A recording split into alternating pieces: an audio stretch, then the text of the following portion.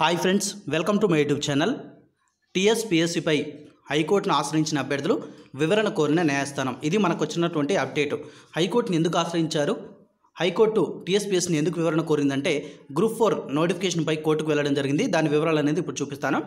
రాష్ట్ర జోనల్ జిల్లా కేడర్లకు సంబంధించిన వివిధ పోస్టుల భర్తీకి తెలంగాణ రాష్ట్ర పబ్లిక్ సర్వీస్ కమిషన్ టీఎస్పీఎస్సీ ఒకే రాత పరీక్ష నిర్వహించడాన్ని సవాలు చేస్తూ అభ్యర్థులు హైకోర్టును ఆశ్రయించారు. గత ఏడాది జూన్ 2న ఇచ్చిన నోటిఫికేషన్తో పాటు అక్టోబర్ 7న నిర్వహించిన రాత పరీక్షను ఈ నెల 19న విడుదల చేసిన ఫలితాలను రద్దు చేయాలని కోరారు.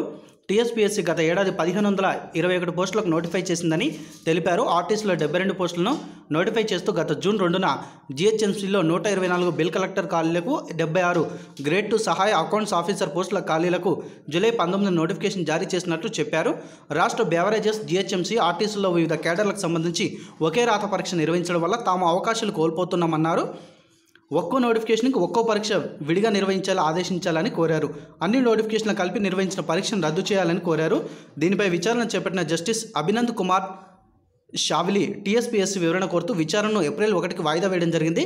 ఈ నోటిఫికేషన్లు అన్నిటి కలిపి ఒకే ఎగ్జామ్ అనేది కండక్ట్ చేసిన విషయం అందరికీ తెలిసిందే.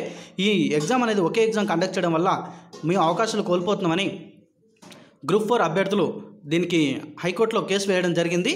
దీనికి సంబంధించి జస్టిస్ అభినంద్ కుమార్ షావ్లీ టీఎస్పీఎస్సీని వివరణ కోరడం జరిగింది. అండ్ ఏప్రిల్ 1వ తారీఖున మళ్ళీ విచారణ అనేది ఉంది. ఏప్రిల్ 1వ తారీఖు దాటితే మనకు ఈ నోటిఫికేషన్ రద్దు చేస్తారా, మరి ఎట్ సైడ్ వెళ్తుంది, ఎట్ సైడ్ ఫేవర్గా వస్తుంది అనేది మనం చెప్పలేము. సో ఏప్రిల్ 2వ తారీఖు మనం మళ్ళీ ఒకవేళ అప్డేట్ వస్తే పెడతాను, అప్డేట్ రాకుండా పెట్టాను, మన ఛానల్లో వీడియో పెట్టడం జరుగుతుంది. ఓకే ఫ్రెండ్స్, మీకు ఈ అప్డేట్ నచ్చినంత లైక్ చేయండి, తప్పకుండా వీడియోని షేర్ చేయండి. Thanks for watching.